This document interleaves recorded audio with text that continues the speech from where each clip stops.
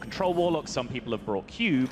Why have you come down on the Cube side of that argument? He said, well, it's because I'm leaving Priest up, and I think this build has a much better chance against Raza Priest than a classical Control Warlock. And say what you will about this matchup, where you come down on it, it certainly is better than Control Warlock in this matchup. Oh, yeah, 100%. Especially the Giants, right? Yeah. You have Giants you can mulligan for. I'm a tiny bit surprised at the Gul'dan mulligan from Tom.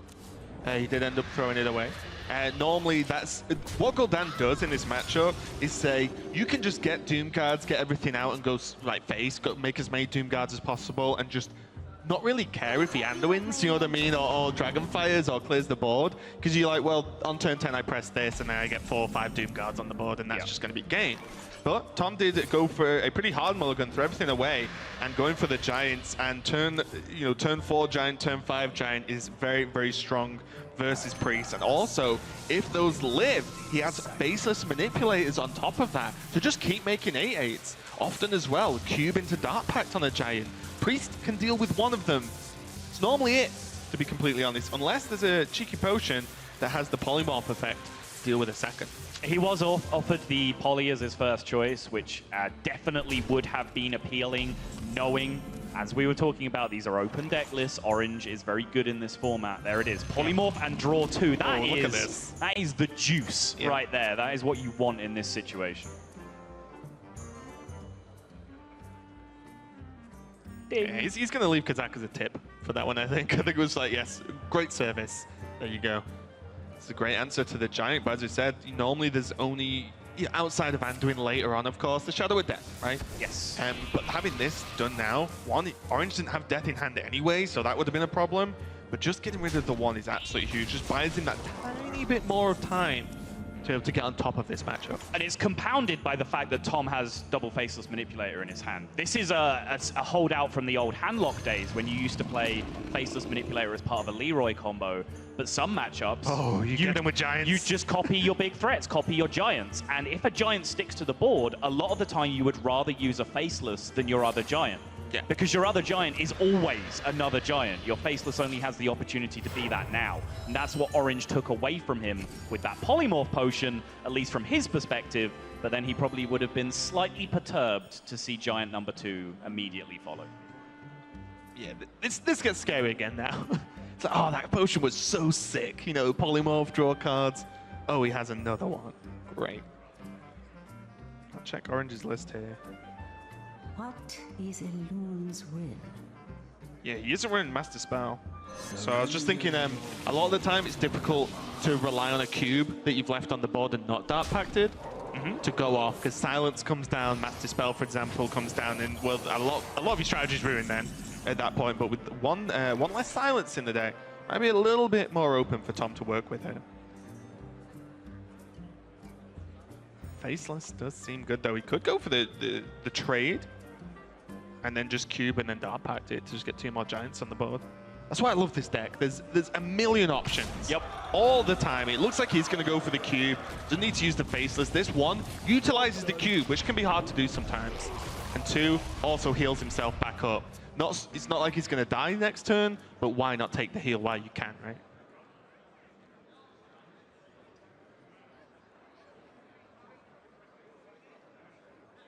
Orange did have the opportunity last turn to bypass his Raza, which is always a bad feeling. When you're weighing up the pros and cons of any given play, I didn't play Raza this turn is always quite heavily in the cons column.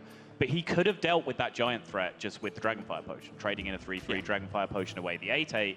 That then suddenly takes away those Faceless Manipulator plays, the Cube plays, all those kind of availabilities. Something that might be worth going back to look at. I agree. This is definitely one of the ways you win versus Priest, is the Warlock is just saying, well, you dealt with 1, and that was, fortunate from the Kazakas that, gave him the Polymorph option. But can you deal with 2? Can you deal with 3? It can be 4 next turn if Tom wants to keep this pressure up with the Giants, and why not at this point? The Tar Creeper comes down, he's going to be, mainly a speed bump at this point. Nothing even that bad for Tom to get through. Orange is going to load out. So with the Acolyte of Pain and the Northshire Cleric on the board, He gives himself the potential to hit something with an Acolyte and potentially 0-mana hero power to heal a minion, and then pick up a draw off the Cleric, which gives him 3 possible draws for Shadow Reaper Anduin at this point, making his chances 19% to pick up the card that he needs to swing this matchup back. Tom did go for the tap there. I think that was mainly to see if he could fish for a demon, because then the skull, the weapon, becomes way more powerful to equip now while you're relatively safe. And then you can actually say you get, any of the 2 demons actually. There are still those 2 faceless that Tom's had sitting in hand for a while now and probably wants to utilize. And when the weapon is actually just kicking out demons every turn, you just faceless them with your mana, then perfect. But end up getting the Librarian instead. Now Tom has to make the call. Sometimes you actually do have to just equip the weapon and say, well, I know he's not going to summon anything next turn, but maybe the turn after. But instead, Tom's saying, I like 8/8s. I'm going to keep playing these. These are good. The big boy plays. Yeah. Straight into the Anduin turn, makes a third 8/8, doesn't give a single cheese. Anduin isn't there. I was done. I don't know why you felt the need to follow that up. I just like saying cheese. Fair enough. What is a loon's will? Spirit Lash there, doing the big 1 damage to these giants. Most importantly, getting the card draw for Orange, though. Yeah, does give himself the ability now to go off with Dragonfire plus the trades to take care of this incredibly threatening board. So Orange is starting to piece together a good amount of damage here. The Smite, the Velen, and of course the Mind Blast are all key pieces of the may as well be unlimited damage combo. It feels like often when you're against Priest, but he still is missing the Shadow Reaper Anduin. Very nice clear there, though. All the giants gone. Nice clap from the audience. Good job, guys. Nothing better than a Hearthstone audience appreciating clean playing. Yeah. There's a demon now, so this weapon, Skull of Manari? Mm-hmm. I never know how you say that. Manari? Because of the... Right. The thingamabob? Yeah. Hearthstone doesn't really understand how apostrophes work. Yasharaj? Yasharaj. What is that? A name. Okay. Tom now exhausted a lot of his threats. Okay, I was about to say, let's not forget he's already used one of his cubes, which is a big win condition in this matchup at this point. Does pick up the second one. If that was buried deep in the bottom of his deck, he might be in a rough position. Yeah, yes and no as well, though, because if you get a Doomguard out, you have the benefit of Doomguard coming out on your turn, and he still has a Prince and Faceless. So That's he can true. create 3 Doomguards. Yeah, no, it doesn't really matter that one's a 3/3, right? That's because fair. they just die, you do damage, and then guess what? He has Gul'dan in hand, go. Right. So there are still options. It's not all reliant on the cubes. But how much time does he have to make that happen is the question. Not a lot now. Right. You normally want this to be Doomguard literally your next draw. Still no Anduin for Orange just yet, though. Tom in, like, Zen mode, I think. It's like full focus, just look down. I think eyes closed. You probably want to watch what Orange is doing. It might be relevant. But sometimes you just need a minute. This one will prove very useful.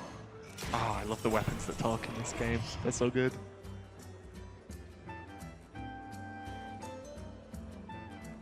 Void Lord's down now, so it's going to make some of the kind of weird minion pressure that Priest does sometimes, like Glimmer Roots early on. He's like, I'm kind of getting beat up, but kind of not. Sure. It kind of makes the minions, to a certain level, insignificant. Obviously, the Priest of the Feast is very important because it can keep healing. But the Void Lord, kind of awkward for Priest to get through without a silence. I would be tempted to call Void Lords almost a non-factor in this matchup, though. Priest will kill you over the top. It doesn't really matter if you're Void Lords. It's more of a factor that you got a free demon, right? Sure. Like a free minion to just start punching things with. Right.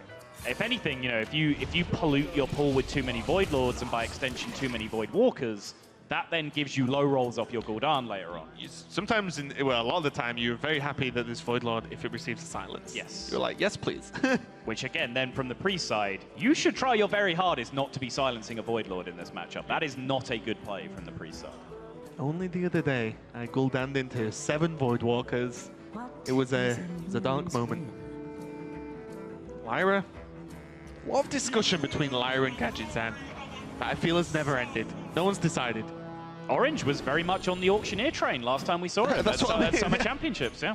It's like, yeah, Auctioneer's just clearly the best. Me and Purple think so. And I'm like, well, yeah, I trust you guys. Yeah, Next minute, Lyra. Right, it's kind of meta dependent and on what you're trying to target though, because Auctioneer is like a little bit too slow if you're expecting quick decks to kind of come back at you and beat you up. Lyra can get you out of jams a little bit quicker. Lyra also has the possibility of making magic happen. It can do things that shouldn't be possible. Auctioneer can draw your deck, which in a lot of situations a card from your deck is better than a random card. Sometimes you need something that your deck is not going to provide for you, and that's where Lyra comes into play. Mind Games being one of them. Possibly. Definitely cards that can make a matchup go very wonky, and Tom might just have to go for Dark Pact here onto the Lackey. I think he needs a Doom Guard of some extent. He needs something to happen. Still has a Void Lord in the deck, so he could whiff effectively and get the Void Lord. But at least if he goes Lackey pull now, he can, like I mentioned earlier, like just Prince of Doom Guard. So then there's 2 in the pool. And you can actually trade them away to get a guaranteed kill. Because sometimes it can get a little bit awkward if you create a lot of Doom Guards, then Scream comes down, and they're put back in the deck. And then it gets hard to pull them out of the deck to die or kill your opponent, and then Gul'dan brings them back. He's going to have to go for it. This, though, with the tap, removes the ability to get the Prince down. He's going to go. Oh, it's Defiling. Oh, okay, sure. Yeah. This is actually just way better because it leaves it flexible with the cube into Dark Pact, which is the main way you want to use it. Second Void Lord. The low roll. Bit of a shake off there from Tom, just like, okay, there are only 2 demons left. And only 6 cards left. This is not what you want in this matchup. Especially after such an explosive start with those giants. I mean, Orange is on 30. Like, this is kind of weird. You don't actually often see this. I did just glance over at the list because Muzzy has brought Q-Block with just to no make Doom sure. Guards to this tournament. He calls it Void Lord the deck. Yeah, I just had a quick glance over just to check we hadn't completely missed over the course of over a week that Tom also did not have Doom Guards. Sounds like some kind of autobiography. Void Lord, my life. Life in a trench coat. Howard Shield being used to cycle again, as you said, the Void Lord relatively insignificant, not relevant, so you can yeah. just buff it, it just doesn't matter. Especially when you have a 6-mana selector minion, as Admirable likes to call it. But in this situation, Very important. Very powerful option. A swing and a miss again for this draw from Tom. No Doom Guard. It's progressively getting worse. I know this is stating the obvious here, but every single turn that's missed is an increasingly amount of problems. It's not just the same amount of increase. There we go. There's one. We got a Doom Guard at last, everyone. And now Tom can start doing very silly things. Huh.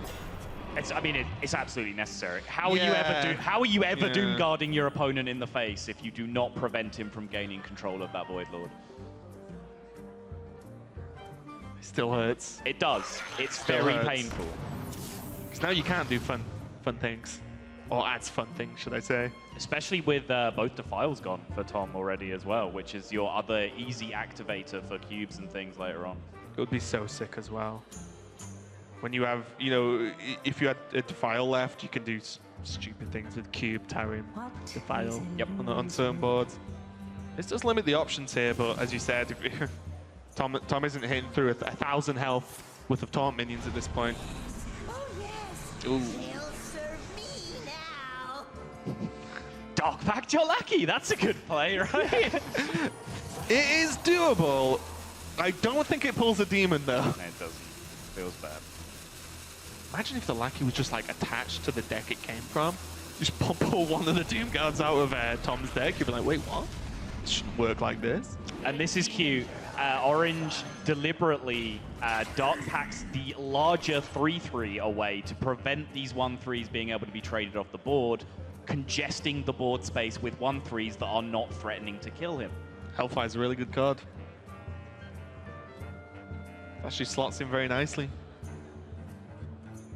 And suddenly, this is when you get to the point in this matchup where you aren't that afraid of Anduin. On the turn he comes down. Obviously, if you don't. Oh, you're very scared of Anduin because you die if he draws Anduin. You know that there is damage in his hand to kill you at this point.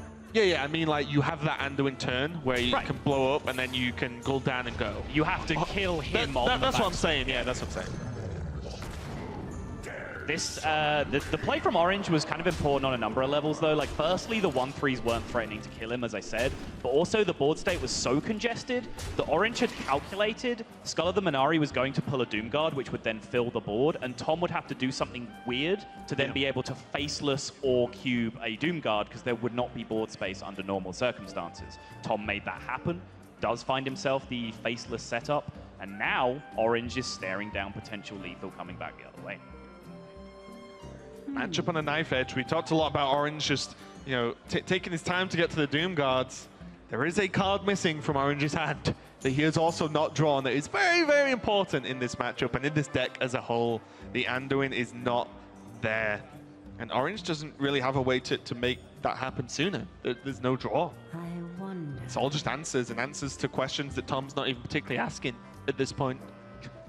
It's very, very existential there for a moment, Raven. Sometimes you gotta go there. Orange, I believe, didn't have that much sleep last night. Said he was feeling okay. Yeah, around 4 hours. Yeah, that's not a lot of rest, is it? Not to play some of the most important Hearthstone of your life. Right. If you've watched any like 24-hour streams or anything like that, you will quite notice the difference between the level of play at the start of a stream till late. That's game. 10 damage on board, 2 Hellfires. That is GG. Tom did not even need any of the madness to take this home. He played 1 Doom Guard and facelessed it. That was the Q-block element of this deck up until this point. The Giants that got cubed got dealt with fairly easily, but just minion presence and Hellfire was enough to beat the Raza Priest that didn't draw Anduin. They are so dependent on those key cards. Tom did it the old-fashioned way, and that was actually huge. If Anduin comes down any turns earlier,